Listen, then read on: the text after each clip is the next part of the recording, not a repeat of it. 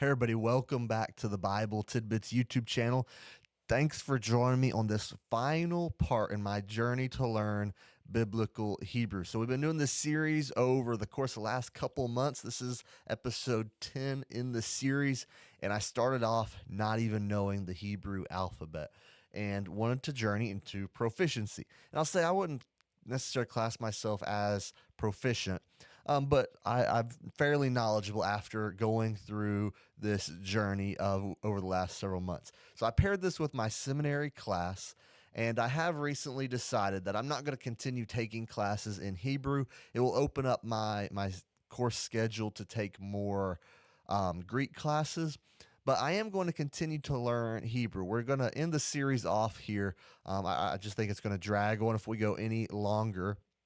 But I found that most of my classwork has been self study, and me and a friend have been self studying together. And we decided that let's just continue to self study on our own outside of the class so we can look at some different resources and not be confined necessarily to certain textbooks and things like that. So we're super excited for that. But I just want to take this time today to reflect back over the last couple months in my journey. So over the course of this series, we've looked at my study methods. I've talked about what I'm learning, what's been my struggle points, and how I've been trying to address those.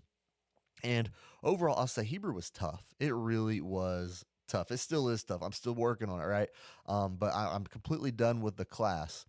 But there's many things that really held me up and caused me to stumble trying to figure out what is going on here. I think one thing was just the sheer amount of vocab. The amount of vocabulary cards I had to review was enormous, and trying to keep up with those was quite the task. And so then I would miss silly things because I couldn't remember the word because I have hundreds and hundreds of words I've been seeking to memorize. So that was one kind of looking back, like I wish I would have pressed more into the vocab earlier on. So that way those early words weren't as difficult later on in the course. But I think the most difficult part for me is I was using my Logos Bible software and some other resources that I have to try to assist me in some things. Just try to spend time in the Hebrew myself, learning this. I was reading the Hebrew, but more than just reading, but like trying to parse some words. But the difficulty I faced with this was that my Logos Bible software, all my commentaries and other resources are using a completely different system than my professor used in the textbook that I had used. And so I basically had to stay grounded to the textbook to learn these systems. And I mean, I could have gone and tried to learn the overlap of these systems. And I do know the textbook mentioned them very briefly, but that was just going to add on another layer. So that was a difficulty, I will say, that really held me up. And this system that we were using is supposed to be newer, and it's kind of where scholarly material is moving. But my issue with that is I'm not in the future of scholarly material. I'm looking at the past scholarly material. I'm looking at commentaries written in the 80s, 90s, early 2000s, some even far, far older than that. But those are when a lot of the commentaries I'm reading were written. I mean, you see, I've got a whole bunch back there behind me. If you've seen my collection in that video, go check it out if you haven't. But a lot of these are older commentaries. They're using this other system, and it's not the system I'm learning. And so that was a difficulty for me. And that's what made it kind of hard to justify continuing taking courses in this. I know they would have been good. I know I could have got some really exciting exegesis classes, but I think I'm excited for this journey of self study. I didn't do that in Greek. I'm still not planning on doing it in Greek because I know Greek now. I'm taking exegesis courses. I've completed all the requirements to get a certificate, which is kind of like your major almost in Greek exegesis. I'm considering now changing that to advanced Greek exegesis just because I'll be taking more courses in that. But me and my friend have decided to self study, and I've got a few things we're going to be doing. The first one is we're going to be going through this book, Exegetical Journeys in Biblical Hebrew. It's 90 days of guided readings. And I have the Greek version of this too. There's a version for Greek and Hebrew, and I really liked the Greek one. I wish I would have known what I tell people about the Greek one. I'll tell you now, if you learn Greek, get that book. And the next week, like you finish class on a Friday, that next Monday, jump into it because it is so helpful, but it needs to be fresh. And it's going to help you over the next 3 months continue your journey, continue those reps with just little daily exercises. So this is what we're going to try to do. If you look at this, just kind of give you a little picture of the inside. It's got a Hebrew text, it's got some charts to parse it, and then it's got some little exegetical observations in it, and some little commentary, vocab sections, and just some little things to help you out on your journey of continuing. And it takes you through some text like verse at a time.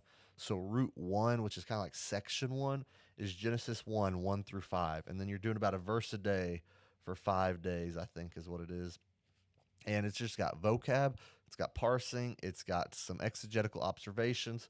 So great little exegesis book, kind of almost devotional style. So we're going to try to work through that a little bit as we go to just use that as kind of our exercises. And we're also going to be messing around with this volume, going deeper with biblical Hebrew. This is a newer grammar. It's a intermediate grammar here, and so I guess that's kind of the stage we're in. And I mean, it's a tank of a book here. It's a big one. But so my Greek textbook was beginning Greek and going deeper with biblical Greek. So this is kind of the same realm, same people putting it out, not the same authors because it's got different for Hebrew than the Greek. But a similar format and style to what I was used to with Greek. And so we picked that up because he went to the same Greek class, and we're gonna both be trying to learn through that. One thing I think we're going to have to do, though, since we aren't accustomed to these systems, is we might have to go back up and pick up some beginning Greek, trying to learn these different systems in the way that this textbook teaches so that we can continue this journey on. So it's kind of an interesting spot. Like, where do we go from here to learn it, to go deeper? Because we want to go deeper. We want to learn the language. I really do. I love being able to pick up my Greek New Testament, open it up, and just start reading and just kind of understanding. Now, there's some text I will say still in Greek where I really have to look at it. I might have to go to a lexicon and try to look some things up. But I want to do that with Hebrew, where I pick it up. I can just read most text very well. I was actually working on a Greek passage recently, and I was translating. I hadn't been in Greek a ton because I've been so focused on Hebrew. And I was going through this section. I was like, man, this section is tough. Like, I'm not getting, I'm having to look up so many words.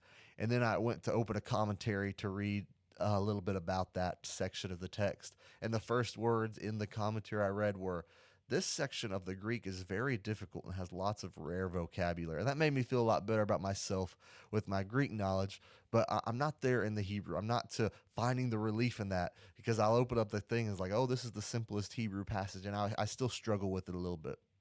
But I can read it. I think I can read it the same way all these other textbooks are going to do. Some of the systems are just a little different. So, interesting thing there. But I do want to continue learning Hebrew. I do want to continue pressing on. I do want to be able to just open up the Bible in the original languages and read it.